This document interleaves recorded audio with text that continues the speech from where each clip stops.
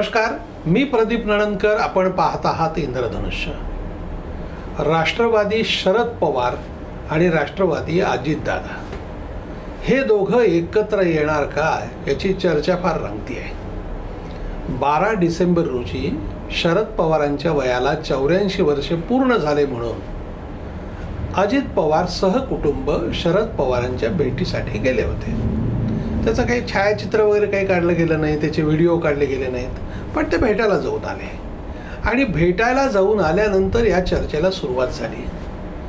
कुटुंब म्हणून भेटायला गेले, पण पक्ष म्हणून एक आले पाहिजेत. मग दोन्ही म्हणजे शरद पवार गटाच्या लोकांच्या प्रतिक्रिया, अजितदादा गटाच्या लोकांच्या प्रतिक्रिया माध्यमांमध्ये सुरू झाल्या. आणि मग लोक चर्चा करायला लागले की हे दोघं एकत्र येणार का. मुळात खरं म्हणजे सामान्य माणसांनी यामध्ये पडण्याची गरज नाही, कारण राष्ट्रवादी पूर्वी एकच होती ना. आता जी एकत्र राष्ट्रवादी होती, शरद पवार आणि अजितदादा ज्याच्यामध्ये होते, किती आमदार निवडून येत होते? 50, 60, 65 ह्याच्यावर तर आलेच नाही ना महाराष्ट्रामध्ये. म्हणजे ते काही स्वबळावर सत्ता मिळवतील अशी काही त्यांची ताकद नाही. त्यांनी कधी 100पेक्षा अधिक जागा मिळवल्या अशी काही ताकद नाही. आत्ता 2 गट झाले आणि दोघं स्वतंत्र लढले. किती जागा झाल्या?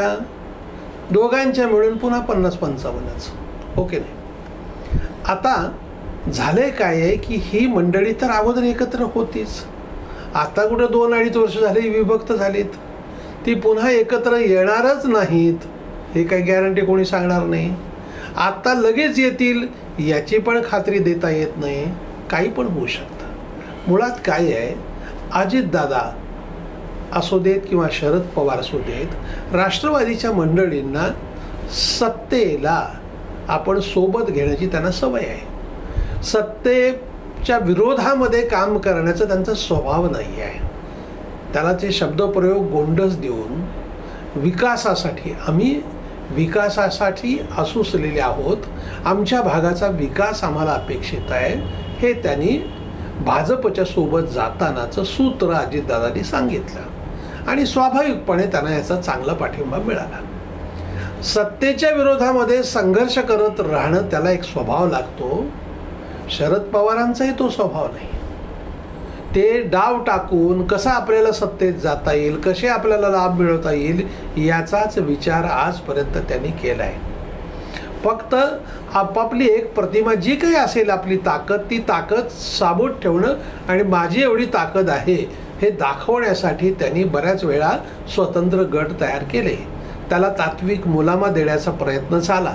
आता जर काय झालं की मुळात काँग्रेसपेक्षा वेगळं राष्ट्रवादीमध्ये काय आहे असं विचारलं तर सांगता येत नाही. हे शरद पवारांच्या राष्ट्रवादीत, अजितदादाची राष्ट्रवादी तर काय आता भाजपकडे गेलेली असल्यामुळे त्यांनी काँग्रेसपेक्षा वेगळेच आहेत ते. हो की नाही?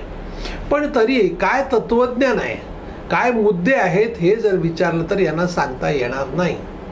ढोबळमानाने धर्मनिरपेक्षता असं ते बोलतील, पण तत्व काय आहेत? खरं म्हणजे सत्तेच्या वळचणीला राहणं हेच तत्व आहे.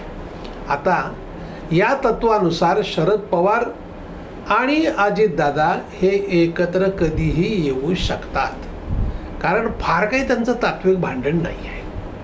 सत्तेच्या सोबत जाण्याच्या विषयात आणि नेतृत्वाच्या विषयामध्ये आहेत छोटे मुद्दे आहेत, आणि त्यामुळे आपण सर्वांनी त्याचा विचार करावा गहन हा असा काही मुद्दा नाही आहे.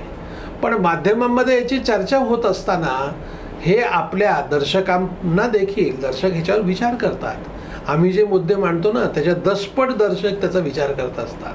त्यांच्याकडे याचा डाटा असतो, मागचे संदर्भ असतात आणि ते याचा विचार करत असतात. त्यामुळं त्यांच्या विचारावरती आपण एक चालना देण्यासाठी म्हणा किंवा त्यांना एक जे काही चलबिचल आहे मनामध्ये काय होईल असं वाटतं त्यामध्ये आमचं एक मत मांडण्यासाठी हा व्हिडिओ आहे. फार काही ह्या व्हिडिओचं वेगळं काही महत्त्व आहे असं नाही आहे, पण हे जे काही चालू आहे त्याच्यावरती मतमतांतर प्रत्येकांचे असतात, लोक मत व्यक्त करत असतात. एक झालंय कसं की शरद पवारांच्या नंतर शरद पवारांचा जो काही राष्ट्रवादी आहे तो चालवण्याच्या एक मर्यादा आहेत. अहो, रोहित पवारांच्या कानाखालून गोळी गेली, कसे बसे निवडून आलेले आहेत. ज्या बारामतीमध्ये सुप्रिया सुळे 1 लाखापेक्षा अधिक मताधिक्याने निवडून आल्या, अजितदादांच्या मिसेस सुनेत्रा पवारांचा पराभव करून, तिथं अजितदादा 1 लाखाच्या अधिक मताधिक्याने निवडून आले. आता बघा याचा अर्थ काय आहे.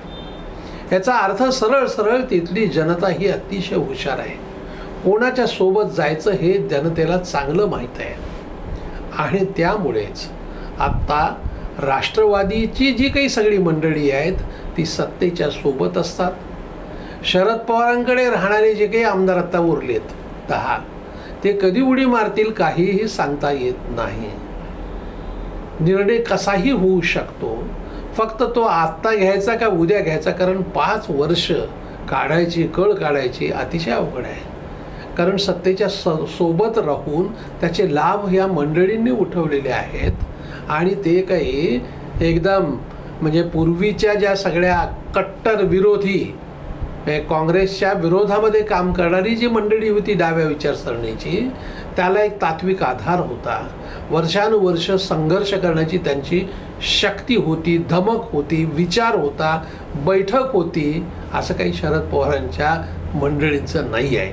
त्यामुळे ते कधीही काही होऊ शकतं. जयंत पाटीलच प्रदेशाध्यक्ष त्यांचे तळ्यात मिळत होते. तिथला कुठलाही आमदार कधीही कुठेही जाऊ शकतो. आणि त्यामुळं या चर्चेत आपण फारसं पडावं असं मला वाटत नाही.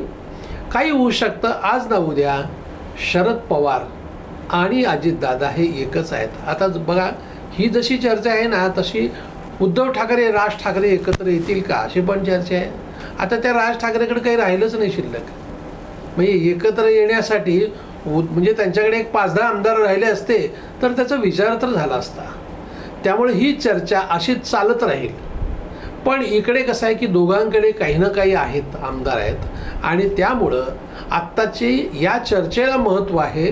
पण याचे निर्णय त्वरित लागतील असं सध्याचं तरी चित्र नाही. धन्यवाद. आपल्याला हा जर व्हिडिओ आवडला असेल तर तो लाईक करा, फॉरवर्ड करा व सबस्क्राईब करा.